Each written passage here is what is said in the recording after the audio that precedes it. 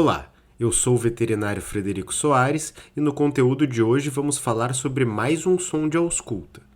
Como veterinário cardiologista, meu maior enfoque ao longo dos episódios tem sido falar sobre sons cardíacos, mas tenho recebido pedidos para também falar mais sobre sons respiratórios. Como os sistemas cardiovascular e respiratório estão intrinsecamente ligados, onde a doença de um sistema impacta no outro, isso faz todo sentido. Já temos um episódio mostrando o som de crepitação pulmonar, que é auscultado em casos de edema pulmonar por insuficiência cardíaca esquerda. Mas é sabido que, para entender e detectar sons alterados, precisamos também saber o que é um som normal. Então, no episódio de hoje, vou falar sobre os sons pulmonares normais, chamados de sons vesiculares, o padrão de referência para toda a ausculta pulmonar. Aproveitando o embalo, irei também falar sobre a área e a determinação de focos para uma ausculta pulmonar adequada. Diferente dos sons traqueais, que são mais intensos e ásperos, os sons vesiculares pulmonares têm um caráter mais suave, portanto, um som limpo e discreto, que caracteriza o fluxo de ar nas vias aéreas e o enchimento dos alvéolos pulmonares. Perceba que não há estertores, sibilos ou roncos associados neste caso.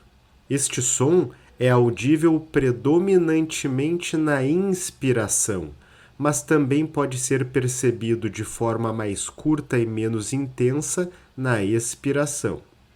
Os sons vesiculares podem ser auscultados em toda a área pulmonar, mas são mais bem percebidos nas regiões dorsocaudais do tórax, onde há uma maior massa pulmonar. Lembrando que uma ausculta pulmonar adequada contempla colocar o estetoscópio em pelo menos 3 pontos bem distribuídos em cada lado do tórax.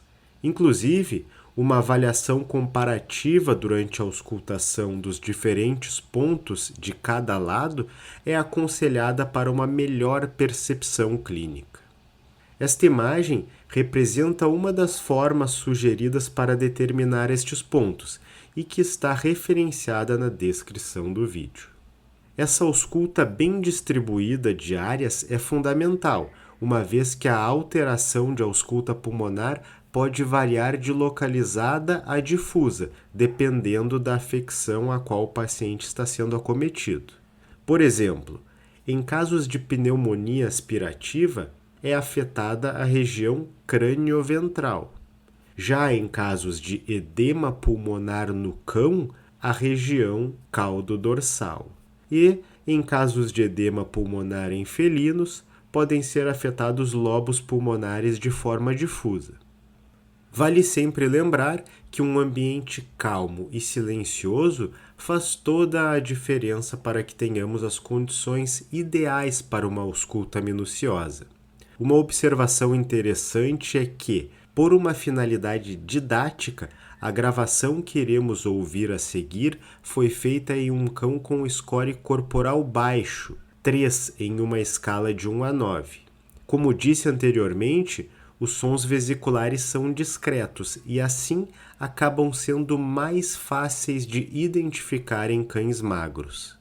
Além da avaliação dos sons pulmonares, é mandatório durante o exame físico que seja feita a contagem da frequência respiratória e a determinação do padrão respiratório.